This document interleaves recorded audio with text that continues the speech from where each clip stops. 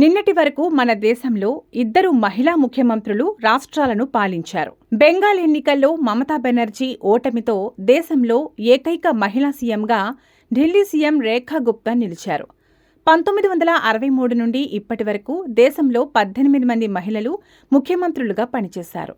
తాజాగా వారి సంఖ్య తగ్గుతూ వచ్చింది.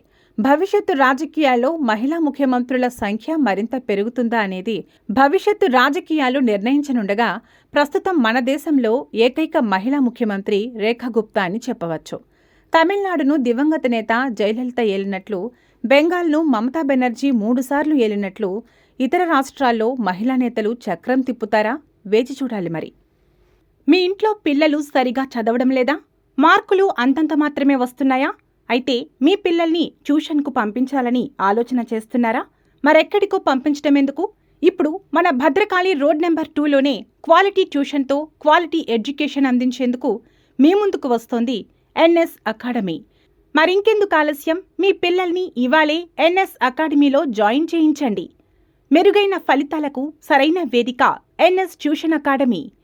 వివరాలకు సంప్రదించాల్సిన ఫోన్ నెంబర్లు 7093481953 మరియు 7981980260.